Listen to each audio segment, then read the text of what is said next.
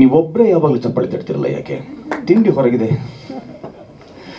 ಹಿರಿಯ ಕಲಾವಿದರು ಅವರೆಲ್ಲರೂ ಆ ಸ್ಪಂದನೆ ನಮಗೆ ನಿಜವಾಗಿಯೂ ಇತರರಿಗೂ ಅದು ಪ್ರೇರಣಾದಾಯಿ.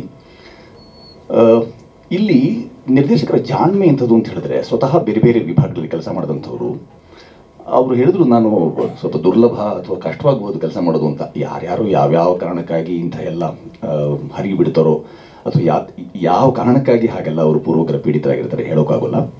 ಅದು ಒತ್ತೊಟ್ಟಿಗಳು ಇಲ್ಲಿ. ಆದರೆ ಇನ್ನೊಂದು ಭಾಗ ಏನು ಅಂತ ಹೇಳಿದ್ರೆ, ಕಥೆಯನ್ನು ನಾವು ಪರಸ್ಪರ ಮಾತಾಡ್ಕೊಂಡು ದಿನದಿಂದಲೂ ಗುಣಗಾನವನ್ನೇ ಮಾಡಬೇಕು ಅಂತ ಅನ್ಸುತ್ತೆ. ಸಾಮಾನ್ಯವಾಗಿ ಮುಖಸ್ತುತಿ ಮಾಡ್ತೇವೆ, ಮಾಧ್ಯಮ ಇದೆ, ಜನರಿಗೂ ತಲುಪಲಿ, ಸಿನಿಮಾ ಒಂದಿಷ್ಟು ನಾವೇನೋ ನಿಗೂಢವಾದ ಏನೋ ರಹಸ್ಯಾತ್ಮಕವಾದ ಹೇಳ್ತಿದ್ವಿ, ಆ ಥರದ್ದೆಲ್ಲ ಕುತೂಹಲ ಕೇಳಿಸೋಕೆ ಬೇಕಂತ ಮಾತನಾಡ್ತೇವೆ. ಆದರೆ ನಿರ್ದೇಶಕರು ನಿಜಾದ ಅರ್ಥದಲ್ಲಿ ಜಾಣ್ಮೆಯನ್ನು ಮೆರೆದಿದ್ದಾರೆ. ಯಾವ ರೀತಿ ಅಂದರೆ, ಪ್ರಸ್ತುತಿಯ ಜಾಣ್ಮೆ ಅಲ್ಲ, ಅದು ಅವರಲ್ಲಿ ಇರಬಹುದಾದ ಬೌದ್ಧಿಕ ಔನ್ನತ್ಯದ ಜಾಣ್ಮೆಯನ್ನು ಇದರಲ್ಲಿ ಪ್ರದರ್ಶನ ಮಾಡಿದ್ದಾರೆ. ಅದು ಬಹಳ ನವಿರು. ಅದಕ್ಕೆ ಇರ್ಬೋದಂಥ ಚೌಕಟ್ಟಿದೆಯಲ್ಲ, ಅಂದರೆ ಆವರಣದ ಅನಾವರಣ ಆಗಿದೆ. ನಿರ್ದೇಶಕರು ಆ ಮಟ್ಟಕ್ಕೆ, ಅಂದರೆ 10 ವರ್ಷಗಳ ಕೆಲಸ ಮಾಡಿಲ್ಲ ಅಂತಂದರೆ ಬಹಳ ಒಳ್ಳೇದು ಮಾಡಿದ್ರಿ ನೀವು ಅಂತ. ಒಂದು ದಶಕದ ಪರ್ಯಂತ ಯಾವುದು ಕ್ರೋಢೀಕೃತವೋ, ಯಾವುದು ಸಂಗ್ರಹವಾಗಿದೆಯೋ ಅದೆಲ್ಲವನ್ನು ಚಿತ್ರದ ಮುಖಾಂತರ ಹರಿಬಿಟ್ಟಿದ್ದಾರೆ. ಪ್ರಾಯ ಮುಂದಿನ ಚಿತ್ರ ಮಾಡಬೇಕಾದಾಗ ಅನೇಕ ಆಧಾರದ ಅಪಸವ್ಯಗಳು ಕಾಣಬಹುದು. ಅಂದರೆ ಮಾಡಿದ್ದನ್ನೇ ಮತ್ತೆ ಪುನರಾವರ್ತನೆ ಆಗ್ಬೋದು, ಅಥವಾ ಮತ್ತೆ ಪುನರ್ವನ್ನಕ್ಕೋಸ್ಕರ ಅಂತ ಇದನ್ನು ಮಾಡಿದ್ದ ಈ ತಂತ್ರಗಾರಿಕೆನ ಮತ್ತೆ ಹೂಡಿ ಮಾಡಬಹುದು. ಆ ಥರದ್ದೆಲ್ಲ ಒಂದು 10 ವರ್ಷಗಳ ಪರ್ಯಂತ ಅವ್ರು ಕೆಲಸ ಮಾಡಿಲ್ಲ ಅನ್ನೋದೇ ಬಹಳ ಒಳ್ಳೆಯ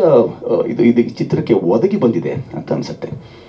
ಇತರರು ಕಲೆಗಾರರು ಅಥವಾ ಅವರು ಅಭಿನಯ ಚತುರರು ಅಲ್ಲದೆ ಹೋಗಿದ್ರು ಸಹ ಅವರಿಂದ ಕೆಲಸ ತೆಗೆಯೋದ್ರ ಬಗ್ಗೆ ಹೇಳಿದ್ರಲ್ಲ, ಅದನ್ನು ಈ ಎಲ್ಲ ಇಷ್ಟು ಹೆಣ್ಣುಮಕ್ಕಳು, ಮಾತೆಯರು, ನಿರ್ಮಾತರು ಸಹ ಅವರು ಜೊತೆಗಿದ್ದವರು ಅವರೆಲ್ಲರಿಂದ ಒಳ್ಳೆಯ ಕೆಲಸವನ್ನು ತೆಗೆದಿದ್ದಾರೆ. ಅಂದರೆ ಅವರು ಸ್ವತಃ ಛಾಯಾಗ್ರಾಹಕರಾಗಿದ್ದರಿಂದ ಏನು ಬೇಕು, ಸಂಕಲನಕ್ಕೆ ಎಷ್ಟು ಬೇಕಾಗಿತ್ತು ಮತ್ತು ವ್ಯವಕಲನ ಹೇಗಾಗಬೇಕು ಅನ್ನೋದು ಮೊದಲೇ ಗೊತ್ತಿದ್ದರಿಂದ ಚಿತ್ರಕ್ಕೆ ಬೇಕಾದಂಥ ಬಹಳ ದೊಡ್ಡ ಶಕ್ತಿ ಅದು ಅಂತ ಅನಿಸುತ್ತೆ. ಚಿತ್ರಕ್ಕೆ ಆ ಬಗೆಯ ಸಾಮರ್ಥ್ಯ, ಆ ಶಕ್ತಿಯೂ ಇದೆ. ಮತ್ತು ಚಿತ್ರ ನೋಡಿದ ನಂತರ ಹಾಡುಗಳು, ಆಗಲೇ ಹೇಳಿದೆ, ಸಿದ್ಧಸೂತ್ರಗಳು ಪಕ್ಕಕ್ಕಿರಿಸಿ ಮಾಡಿದ್ದಾರೆ. ಅಂದರೆ ಹಾಡುಗಳೇ ಬೇಡ ಅಂತ ಯೋಚನೆ ಮಾಡೋಂಥ ಎಷ್ಟು ಜನ ನಿರ್ಮಾತೃ ಅಥವಾ ನಿರ್ದೇಶಕರು ನಮ್ಮ ನಡುವೆ ಹೀಗಿದ್ದಾರೆ. ಅದೊಂದು ಬೇಕೇ ಬೇಕಾದಂಥ ಅಂಶ. ಅದಿಲ್ಲದೆ ಸಿನಿಮಾವೇ ಮುಂದೂಡಲ್ಲ ಅಂತೆಲ್ಲ ಯೋಚನೆ ಮಾಡ್ತೋ ಸಂದರ್ಭದಲ್ಲಿ ಕಥೆ, ಅಥವಾ ಅವ್ರು ಹೇಳಿದ್ರು ಕಥೆ ಈಗಾಗಲೇ ನಡೆದಿರುವಂಥದ್ದು ಮತ್ತೆ ಅದನ್ನು ನಾನು ವಿಸ್ತರಿಸಿ ಹೇಳಬೇಕಾಗಿಲ್ಲ ಅಂತ. ಅದರ ಅರ್ಥ ಯಾವುದೇ ಕಥೆ ಕಪೋಲ ಕಲ್ಪಿತವಲ್ಲ, ಅದು ಘಟಿಸಿಯೇ ಇರಬೇಕು ಅಂತಿದೆಯಲ್ಲ. ಅಂತ ಘಟಿಸಿರುವಂಥ ಪ್ರಸಂಗಗಳನ್ನು ಇಟ್ಟುಕೊಂಡು ಹೇಳ್ಕೊಂಡ ಕಥೆ ಇದೆಯಲ್ಲ. ಮೊನ್ನೆ ಮಾತಾಡ್ತಾ ಹೇಳಿದ್ರು ಒಂದು 32 ಕಥೆಗಳನ್ನ ಇಟ್ಕೊಂಡಿದ್ದೀನಿ ಅಂತ. ಅಷ್ಟೆಲ್ಲ ಯಾಕೆ ಕಷ್ಟಪಡ್ತೀರಿ ಅಂತ ಕೇಳಿದ್ದೆ. 32 ಕಥೆಗಳನ್ನ ಬರ್ಕೊಂಡು ಯಾಕೆ ಇಟ್ಕೊಳ್ತೀರಿ ಅಂತ. ಅವರು ತಮ್ಮ ಸ್ಮೃತಿ ಪಟಲದಲ್ಲಿ ಇಟ್ಕೊಂಡಂಥ ಅಷ್ಟು ವಿಚಾರವನ್ನು ಒಂದು ಚಿತ್ರದ ಹಾಗೆ ಹರಿಬಿಟ್ಟಿದ್ದಾರೆ. ಅದು ಬಹಳ ಒಳ್ಳೆಯದಾಗಿದೆ ಅಂತ ನನಗನ್ಸುತ್ತೆ. ನಾನು ಇಡೀ ಚಿತ್ರದಲ್ಲಿ ನಾವು ಪ್ರಧಾನ ಭೂಮಿಕೆಗಳನ್ನು ಮಾಡ್ತಿರ್ಬೇಕಾದಾಗ ಸಾಮಾನ್ಯವಾಗಿ ನಮಗೆ ಧ್ವನಿ ಜೋಡಣೆಗೆ, ಧ್ವನಿ ಗ್ರಹಣ ಸಂದರ್ಭದಲ್ಲಿ ನೋಡೋಕೆ ಸಿಗುತ್ತೆ.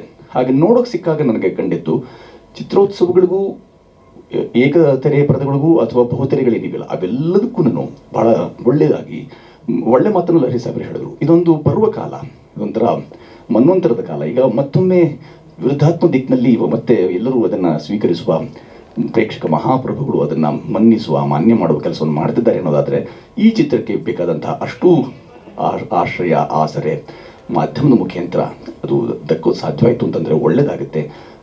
ಈ ಥರದ್ದು ಯಾವುದಾದ್ರು ಸ್ವಲ್ಪ ಶಕ್ತಿ ಮೀರಿ ತಮ್ಮ ಚೌಕಟ್ಟನ್ನು ಆಚೆಗೆ, ಅಂದರೆ ಚೌಕಟ್ಟಿನ ಆಚೆಗೆ ಯೋಚನೆ ಮಾಡುವಂತಹ ನಿರ್ದೇಶಕರು ಒಂದೊಮ್ಮೆ ಕಣ್ಮರಿ ಆಗಿಬಿಡ್ತು ಅಂತಂದರೆ ಬಹಳ ದೊಡ್ಡ ನಿರ್ವಾತ ಏರ್ಪಡಬಹುದು. ಬೇರೆ ಬೇರೆ ಬಗೆಯ ಚಿತ್ರಗಳು ಬರ್ತಾ ಇರ್ತವೆ, ಅದರಲ್ಲಿ ಈ ಬಗೆಯ ಚಿತ್ರ ಇದೆಯಲ್ಲ, ಇದರ ಕಪಾಟಿನ ಆಯಸ್ಸು ಜಾಸ್ತಿ. ಅದು ಕೇವಲ ಒಂದು 10 ಪ್ರದರ್ಶನ, 100 ಪ್ರದರ್ಶನ, ಒಂದು 25 ವಾರ ಅಥವಾ 25 ದಿನ ಓಡಿ ಸುಮ್ಮನೆ ಆಗೋದು ಅಂಥದ್ದಲ್ಲ.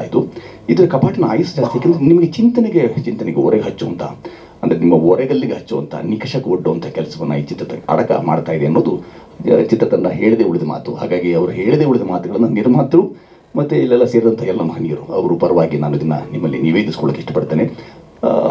ಎಂದಿನಂತೆ ಅನ್ನ ಹಾಕಿದ ಅನ್ನದಾತರು, ಅವಕಾಶ ಕೊಟ್ಟ ಅವಕಾಶದಾತರಿಗೆ ಬಾಗಿದ ಶಿರ ಮತ್ತು ಮುಗಿದ ಕರದ ನಮನವನ್ನು ಇಂದಿಗೂ ಸಲ್ಲಿಸ್ತೀನಿ. ನಿಮಗೂ ನಮಸ್ಕಾರ.